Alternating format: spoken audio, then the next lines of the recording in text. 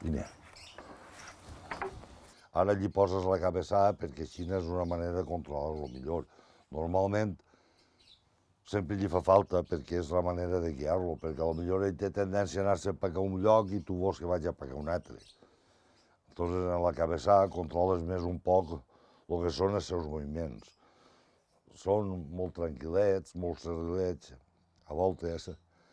Això té la seva manera de posar-li-la perquè vaig a ell còmode i que tu tinguis un cert control. Normalment, si estan acostumats, es deixen posar-se la cabeça fàcil.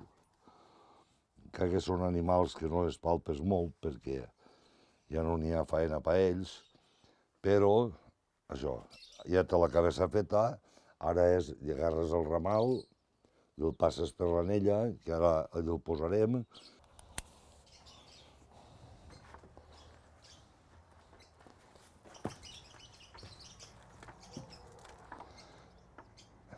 Aquest animalet, pel tamany que té, ja podies guanyar-te el jornal en ell. El que era allí se posava a la sària per fer transport, com era carregar melons o carabasses o creïlles, portava una carregueta ja prou prudent, podies carregar raïm en ell, és molt dòcil, té un bon puestet i una bona quadreta, normalment estan sols per dins del bancal, però quan fa fred estan que sí, per la pluja i pel fred, perquè estiguen ells millor.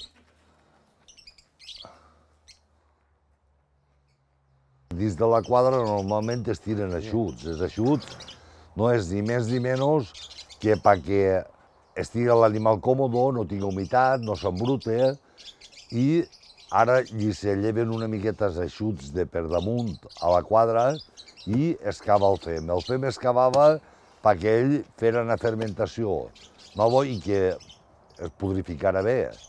Era la manera de que el fem estava cuit i bo per gastar-lo després ja pel bancal al puesto que volguérem.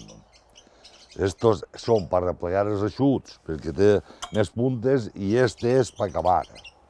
Per acabar el fem es gastem els ganxos d'acabar el fem. Llevem els eixuts de damunt, perquè això no està encara podrit, i no mos és bo encara per tirar-ho al bancal. Això s'arrima un costaet, els eixuts poden ser de palla, poden ser de rascat de pinotxo de la serra, quan plovia anaves i feia rascat, això feia que el fem condira una miqueta més i es podria tot junt així i l'animal estava còmode i bé. Ja tenim els eixuts llevats i ara la feina seria posar-nos a cavar el fem. Cavar el fem és cavar. El que passa és que com el fem enlaixar té la fulla més ampla, no mos entraria. I això el que fa és que pegueu l'efecte.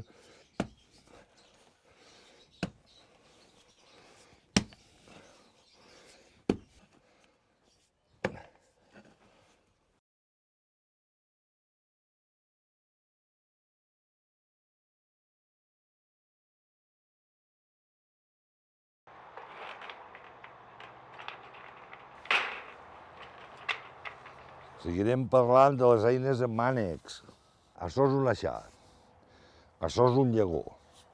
Hi ha una diferència. Això és per un tipus de treballs on la fulla no tingui que fer faenes gruixudes, grosses, ni per arrencar ni similar, perquè això és molt finet i és una manera de que sigui lleuger, de que talle, i ara ho veurem com es treballa en ell, i l'eficàcia d'això per certes coses és molt més eficaç que això, l'aixar.